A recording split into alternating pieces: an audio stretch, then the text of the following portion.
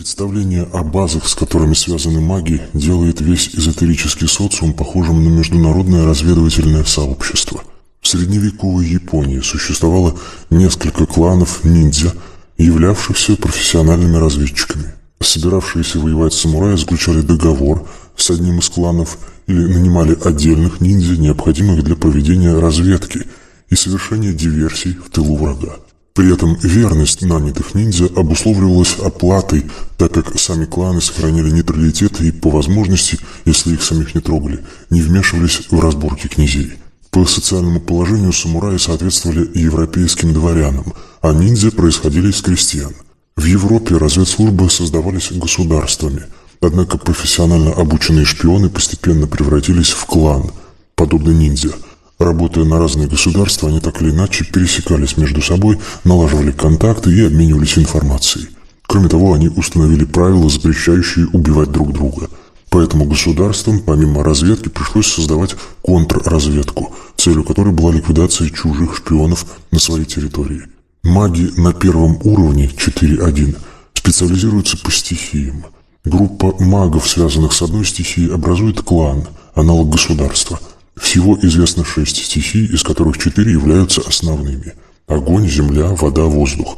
Они описаны в арканах Таро, и есть еще 2 дополнительные – жизнь и смерть. Каждый клан связан с какими-то базами, источниками информации. Базами являются эгрегоры, относящиеся к данной стихии. Так, для стихии вода – прошлое время, базы – это эгрегоры древних высокоразвитых цивилизаций. Каждая такая цивилизация связана с доминирующей расой и носит название этой расы. Существуют 3 основные базы – лемурийская, коренные расы Земли, асуров, атлантов, иванов, ариев. Есть еще 2 расы – дверги, подземная цивилизация, и альвы, подводная цивилизация. Они генетически довольно сильно отличаются от современных людей, поэтому использование баз с ними связанных маловероятно. Подключившись к базе, маг получает от эгрегора информацию, связанную с духовным развитием. Одновременно маг входит в контакт с магами данной цивилизации, которые через него получают информацию о будущем и могут воздействовать на события. Работа с 10А. Различные отражения данной личности проживают в разных линиях, параллельных мирах. Взаимодействуя с этими отражениями, маги древности могут усилить энергию в отдельной линии, сделав этот вариант будущего для себя наиболее вероятным. Таким образом, каждого мага, работающего с данной базой, можно рассматривать как проводника ее влияния. 3 основные базы – воды, лемурийская, асуров, иванов – сформировали основные эзотерические традиции. Магию вуду – лемурийцы, сефиратическую магию – асуры и руническую магию – ваны. Эти традиции существуют параллельно и на уровне мастеров 4.2 не пересекаются. Однако на уровне учеников и подмастерий случаются пересечения, иногда приводящие их к конфликтам. При этом иерархи традиций ведут себя как футбольные болельщики, наблюдающие с трибун противоборство своих команд. Но в отличие от футбольных фанатов, иногда устраивающих на трибунах баталии, иерархи традиций, входящие в один клан, ведут себя как шахматисты на соревнованиях во время партии, сохраняя уважение и корректное отношение друг к другу. Таким образом, войны между традициями имеют характер скорее спортивных состязаний учеников разных школ, в которых наставники сами не участвуют, хотя и болеют за своих воспитанников. Несмотря на то, что внешне эти соревнования могут представлять собой довольно кровавые битвы, в них гибнут большей частью боты, управляемые компьютером, а настоящие игроки погибают редко. Поэтому старинный диспут на тему обладания душой, ментальным телом, никуда не делся. С точки зрения магов, довольно много людей не обладает личностью, душой и находятся под властью коллективного бессознательного, боты. Армия ботов представляет собой орду, толпу, в которой сознание отдельного человека растворяется, и поэтому им управляет коллективное бессознательное. Существует 2 подхода к воспитанию людей и обучению армий.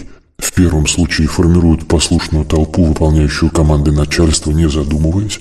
В такой толпе важно быть, как все, и не задумываться о своих действиях.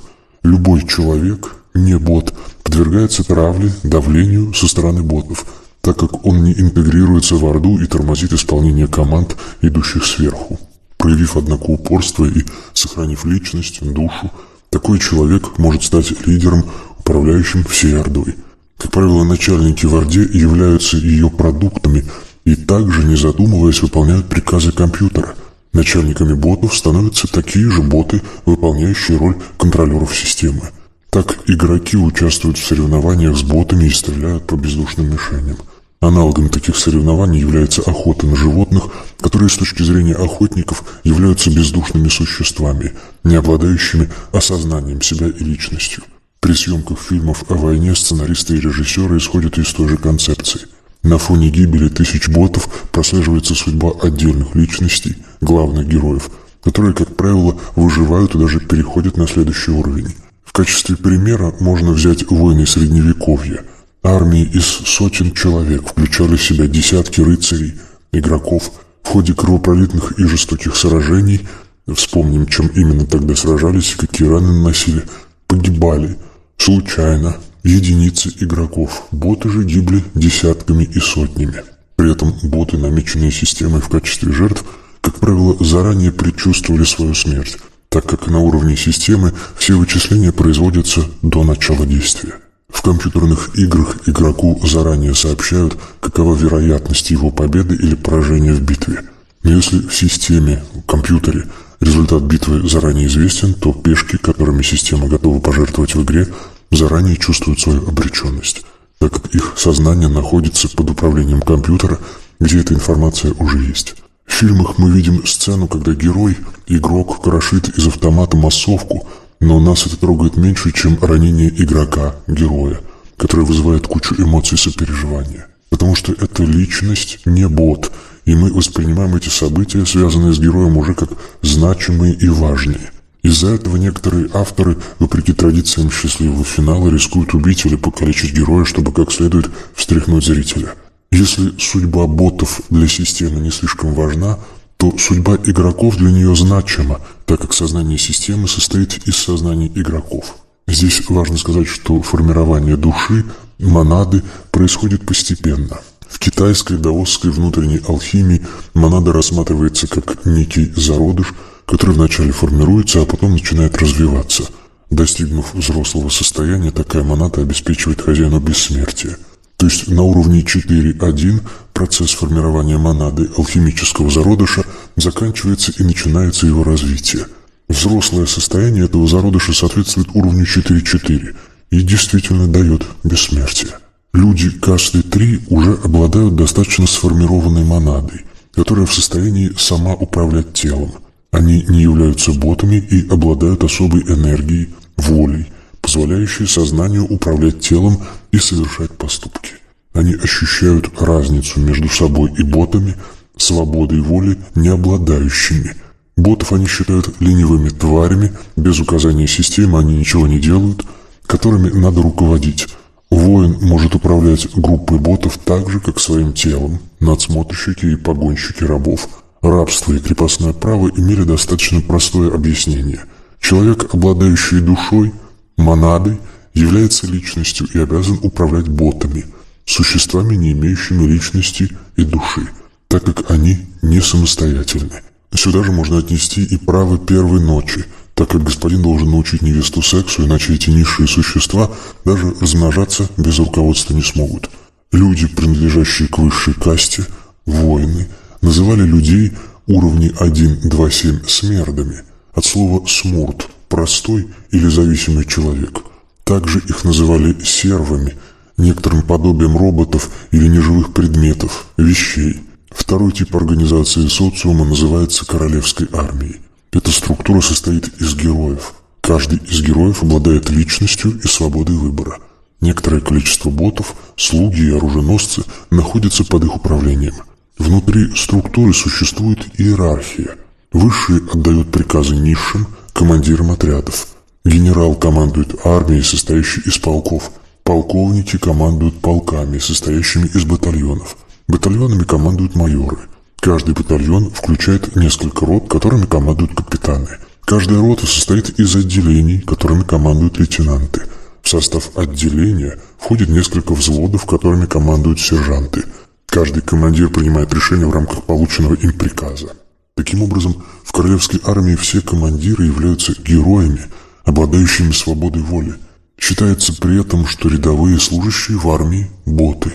Основным отличием королевской армии от Орды является то, что офицеры королевской армии – личности, а в Орде они боты, но с большими полномочиями. Королевская армия не зависит от строя – республика, монархия, теократия, демократия – и состоит из одних героев. Такое подразделение будет обладать значительной неуязвимостью и при правильной организации высокой боеспособностью. Правильная организация здесь состоит в предоставлении каждому человеку определенной свободы выбора. Такими подразделениями в современной армии являются различные специальные части – десантники, разведчики, диверсанты, члены которых имеют право принимать самостоятельные решения. Во время гражданской войны в России существовали офицерские полки Дроздова и Капеля, сражавшиеся на стороне белых. С другой стороны, на стороне красных сражалась армия анархистов под командованием батьки Махно. Эти подразделения обладали высокой эффективностью и значительной живучестью. Можно сравнить их эффективность с современным спецназом. Однако при столкновении королевской армии с Ордой обычно побеждает Орда, так как боты не боятся смерти. А каждый герой ценит свою жизнь и старается ее сохранить. Поэтому Орда наступает, а королевская армия отступает. Орде не свойственна паника, а королевскую армию страшат возможные потери. В Орде паника может исходить от затесавшихся в ее ряды героев. Их безжалостно истребляют, что повышает боеспособность Орды. В королевской армии занимаются обучением и тренировкой, убеждая воинов, что в битве можно выжить. Для королевской армии характерна забота о комфорте и здоровье воинов. Для Орды это совершенно излишне, так как бот не осознает себя личностью и просто выполняет приказы, идущие сверху. Поэтому королевская армия должна иметь хорошие тыловые службы, а в Орде каждый бот просто получает необходимый для выживания минимум. Пример Орды и королевской армии подходит для описания не только военных, но и гражданских юнитов. Превращением гражданского общества в ботов является коллективизация. Индивидуальные хозяйства заставляют людей думать и принимать самостоятельные решения. Работа в коллективном хозяйстве, наоборот, приучает держаться в толпе и не высовываться. При этом любой самостоятельный человек может сыграть роль гвоздя, вбитого в часы, и поломать весь механизм. Поэтому система, управляющая Ордой, безжалостно уничтожает все островки свободомыслия. Казалось бы, нерациональное истребление собственных граждан имеет простое объяснение. Они могут поломать весь механизм. При нарушении работы Орды, потере управляющего сигнала, на поверхность сразу вылезает криминалитет, так как в условиях Орды все герои уходят в криминальное подполье. Система лагерей и тюрем предназначена для слома личности и формирования бота, который вписывается в Орду. Но герои могут использовать эту систему как тренировочную площадку по выживанию в условиях Орды. Поэтому случаи мести со стороны бывших заключенных своим тюремщикам крайне редки. Герои воспринимают охрану тюрем и лагерей не как личностей, а именно как не имеющих личности ботов. Поэтому в воровском сообществе кража у лоха, системного бота, не является преступлением, тогда как украсть у своего человека, обладающего личностью, является тяжким преступлением. Некоторые герои обладают настолько сильной личностью, большой волей, что противники не рискуют сажать их в тюрьмы, а просто ликвидируют. Велика опасность того, что посаженная в тюрьму такая личность возьмет ее под управление и возглавит сидящих там героев, превратив их в королевскую армию. В третьей касте принято все время тестировать друг друга на прочность ментальной структуры путем взаимных наездов. При таком ментальном толчке определяются личности с большим самообладанием, волей. Не справившийся теряет контроль над телом и попадает в зависимость от сознания человека с более плотной ментальной структурой. Так выстраивается иерархия, характерная для королевской армии. Если же вернуться к теме баз, то помимо баз, относящихся к стихии вода, связанных с прошлым, существуют и базы стихии огонь, связанные с настоящим временем, и базы стихии воздух, связанные с будущим. Базы огня связаны с существующими в наше время развитыми цивилизациями космоса, внеземными. Такие цивилизации можно условно разделить на порядок, хорошие парни, и хаос, плохие парни. К цивилизациям порядка относятся процветающие и развивающиеся цивилизации, а к цивилизациям хаоса – потерпевшие катастрофу, цивилизации, находящиеся в стадии упадка. Цивилизации порядка образуют организацию, которую мы условно называем Галактической Федерацией. Она устанавливает законы и наводит порядок. Цивилизации хаоса образуют криминальное сообщество, которое мы, по аналогии с названием сообщества пиратов в земной истории, называем береговым братством. Естественно, что сами эти цивилизации пользуются иными названиями. В отличие от Галактической Федерации, выполняющей законотворческие и полицейские функции, Береговое братство объединяет пиратов, контрабандистов и работорговцев, то есть различных нарушителей закона. После гибели технологических цивилизаций остаются уцелевшие звездолеты и военное оборудование. Их пытаются использовать для обеспечения себе комфортной жизни, которая в условиях планет, переживших ядерные войны, невозможна. Поэтому они выходят в космос и занимаются разными видами запрещенной деятельности. Как ни странно, правительства земных государств стремятся к установлению контактов именно с пиратами. Это происходит потому, что Федерация запрещает передачу технологий и артефактов цивилизациям, не достигшим определенного уровня развития. Пираты же спокойно торгуют такими заклинаниями и артефактами. Однако при контактах с пиратами всегда существует опасность самим подвергнуться нападению, и кроме того, с ними надо чем-то рассчитываться. Один из способов расчета – предоставление безопасного убежища. Второй способ – контрабанда животных и растений, а также и работорговля. Кроме того, существует еще и контрабанда предметов искусства. Федерация отыскивает и разрушает базы пиратов, пресекает попытки контрабанды людей, растений и животных. Кроме того, она устанавливает запреты на вторжение более развитых цивилизаций в менее развитые миры. То есть защищает Землю, но препятствует экспорту на Землю высоких технологий. Что касается магов, то существуют ордена огня, работающие с базами огня. Маги осуществляют обмен знаниями и торговлю артефактами. Как ни странно, маги тоже предпочитают общаться с пиратами, поскольку от Федерации мало что можно получить. Для контактов используется 3А. Множество деревьев на заднем плане символизирует внешние миры, имеющие сознание, аналогичные дереву Сефирот. Дева, правое полушарие, сидит на подушках, положенных на камень. Земля. Связь с планетой осуществляется через нижнее подключение. Муладхара-чакра. Щит в виде сердца с изображением символа планеты Венеры, прислонен к камню. Это означает выключение сексуальной энергии.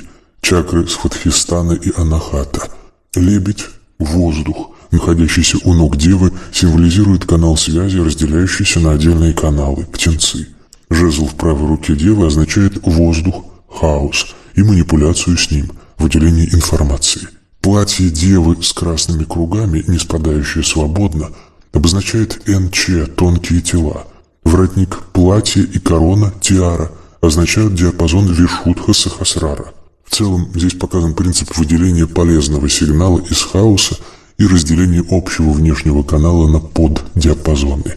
При проведении энергии этого аркана маг включается в канал, связанный с внешними цивилизациями. Из него он может выделить отдельные каналы связи с различными внешними объектами.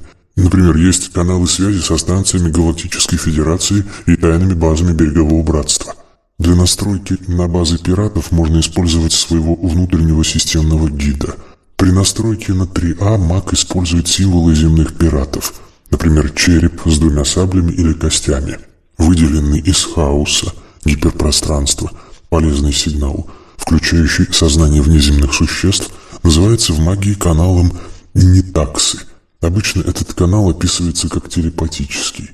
С помощью пиратской символики, которая у морских и космических пиратов похожа, из основного сигнала можно выделить составляющую, связанную с пиратами. При работе с базой пиратов маги могут скачать довольно сложные программы внеземной магии. Весь мир существует в модели магов информационно, поэтому любой объект или действие можно рассмотреть с позиции информации. Более сложные технологии развитых цивилизаций позволяют воссоздавать структуру объектов точнее, что дает возможность их материализовывать. Сознание мага уровня 1, 4.1.4.1.6 тоже способно считать энергетическую составляющую объектов, экстрасенсорика, но довольно грубо. Можно найти по свечению скрытые объекты, даже приблизительно определить, что это. Экстрасенсы могут также поставить диагноз, так как видят свечение скрытых внутри тела органов. На уровне 2, 4.1.7, 4.2.5 маг, целитель, может воздействовать собственным ментальным телом, свечением, на физиологические процессы в теле человека или животного. Можно влиять на сложные процессы циркуляции теплого и холодного воздуха в атмосфере, а также на перемешивание слоев воды в гидросфере, метеомагия. Так целители могут влиять не только на здоровье, но и на погоду. Маги уровня 3, 426, 437 могут своим воздействием изменять структуру вещества, а начиная с уровня 4.3 – алхимия, в том числе и неживого. Они могут вылечить заболевания, имеющие органическую причину. Маги уровня 4, 438, 445 находятся в магонии и не имеют тела на физическом плане. Они управляют всеми планетарными процессами и могут изменить на Земле практически что угодно. Демиурги. При получении программ внутреннего сервиса по внешнему каналу маг может перейти на следующий уровень.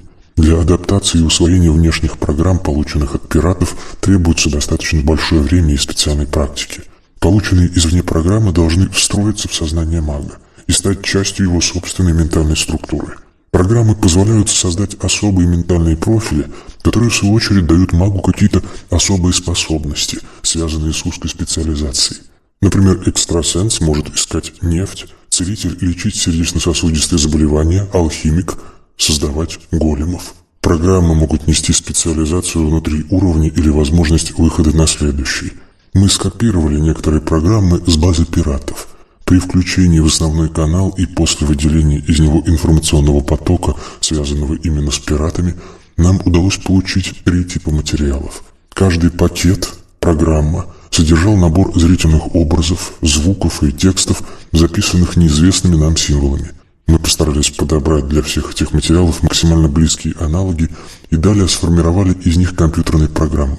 Для большей достоверности использовали метод нескольких независимых операторов. То есть одну и ту же программу скачивали сразу несколько магов, способных работать с каналом Инитаксы. Работая с группой магов, мы скопировали достаточно большое количество пиратских программ, доступ к которым смогли получить бесплатно.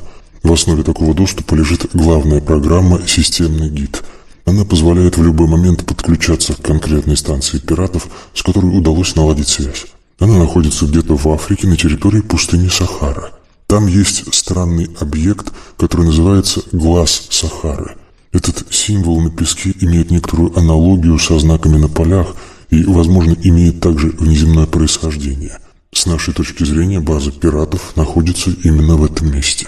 Как правило, знаки на полях являются навигационными маяками, установленными прибывшими экспедициями. Символ – это послание другим экспедициям. Он содержит краткую информацию о том, кто прибыл, когда и с какой целью. Обычно в центре символа, примерно на глубине 810 метров, закладывается навигационный маяк, сигнал с которого считывается в гиперпространстве и дает возможность переместиться к нему. Несмотря на то, что пираты вроде бы не должны светить свою базу, с нашей точки зрения знак содержит некую кодированную информацию, сообщающую ее координаты.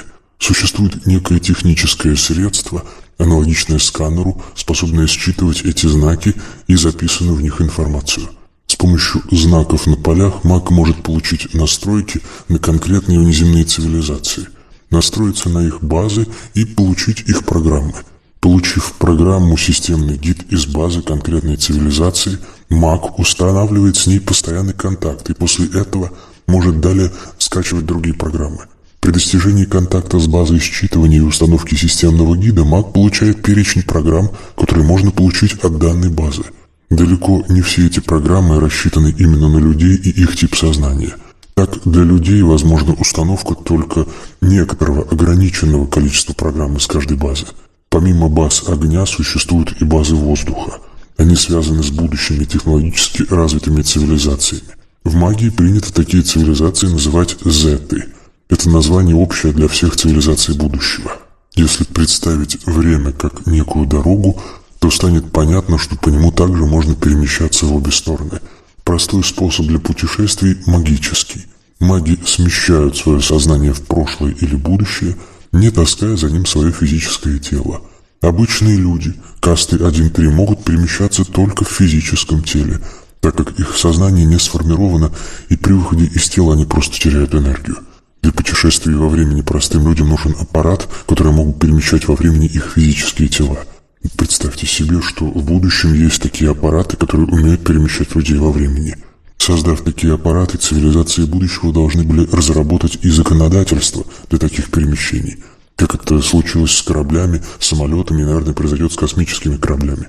Такое законодательство должно ограничить возможную миграцию как из прошлого в будущее, так и из будущего в прошлое. Можно себе представить создание неких временных границ, охраняемых так же, как границы территориальные. Это приведет к созданию специальной пограничной службы времени, пограничного блокпоста на шоссе из настоящего в будущее. То есть при движении в будущее через какое-то расстояние, например, превышающее 3000 лет, стоит пограничный пост, который не пропускает тех, кто движется из настоящего в будущее. Есть некоторые виды воздействия на будущее, имеющие целью изменения не в будущем, а в настоящем. Такие воздействия, создавая благополучную ситуацию в настоящем, могут создать весьма неблагоприятную ситуацию в будущем. Поэтому можно сказать, что зеты защищаются от неблагоприятных воздействий из прошлого. Взаимодействие магов с базами воздуха представляет собой достаточно сложную отдельную тему.